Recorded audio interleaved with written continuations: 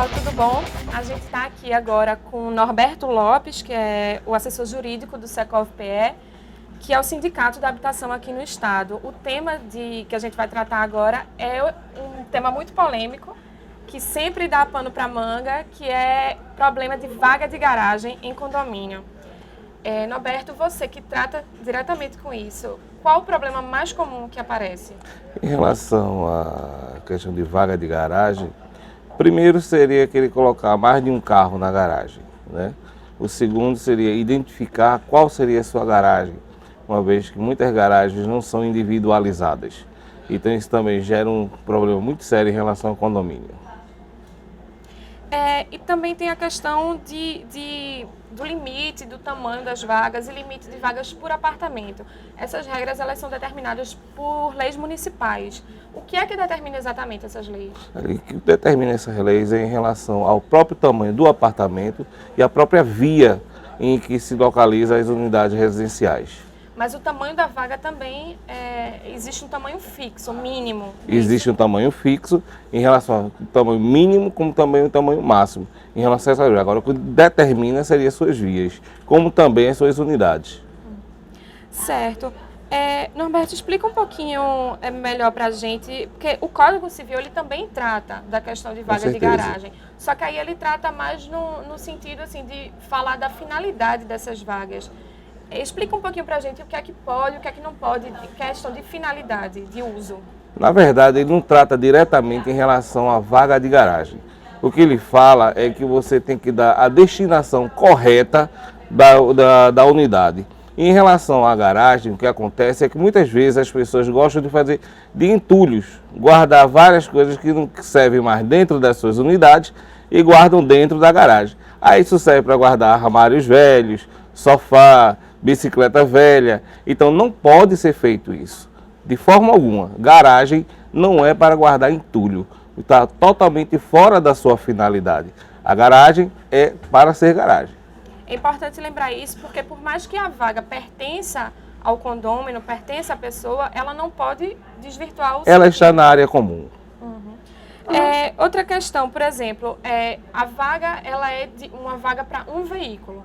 Mas aí a pessoa tem um carro pequeno, por exemplo, e também usa moto. E aí ou às vezes uma bicicleta. E aí ele guarda naquela vaga feita para um veículo, um carro e fora isso também uma bicicleta, uma moto, dentro daquele limite. Isso é permitido? Você aí vai ter que prevalecer o bom senso, certo?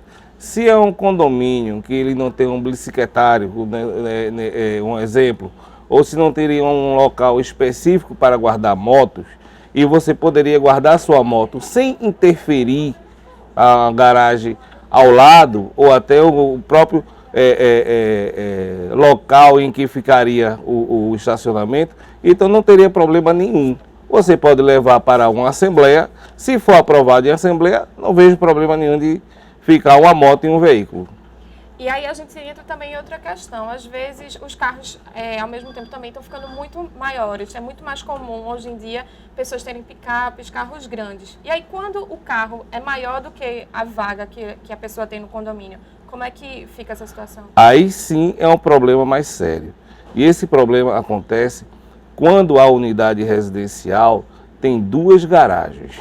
Ou seja, ela tem um carro pequeno e um carro grande. Só que quando ela compra esse carro grande, que seja uma picape, essa picape ela ultrapassa o limite da garagem, atrapalhando realmente a passagem dos outros carros. Mais uma vez vai ter que prevalecer o bom senso e esse condômino que comprou esse carro maior, ele vai ter que arranjar uma solução. Ou seja, uma permuta em relação a uma garagem que ele possa guardar esse carro, ou ele vai ser forçado a trocar de carro ou guardar seu carro na rua. E em situações que a gente sabe que, infelizmente, é bem comum, de condôminos que insistem em descumprir a regra relacionada à vaga ou em relação a qualquer regra do condomínio. Como é que o condomínio deve proceder com essas pessoas? Bem, para isso tem a convenção e tem o regimento interno. Mas o mais básico que posso te dizer é o seguinte, que a princípio, quando existe qualquer quebra de comportamento, você a princípio você deve fazer o seguinte: uma advertência. Após essa advertência, se ele for reincidente, então você aplica a multa. Se ele continuar reincidente, você pode aplicar até o quíntuplo dessa multa. E se ele for considerado ao ponto de ser um condômino antissocial, você pode aplicar até o décuplo dessa multa. Só para encerrar, tem também uma forma de solucionar esses problemas, é a questão da venda ou do aluguel de vagas entre os condôminos. É importante lembrar que isso é permitido entre os condôminos, não é isso? É permitido entre os condôminos e tem que passar por assembleia para ser aprovado. É isso, gente. Quem tiver dúvida ou quiser mandar alguma pergunta relacionada a condomínio ou qualquer assunto de imóveis, pode mandar um e-mail para imóveis@jc.com.br. Obrigada.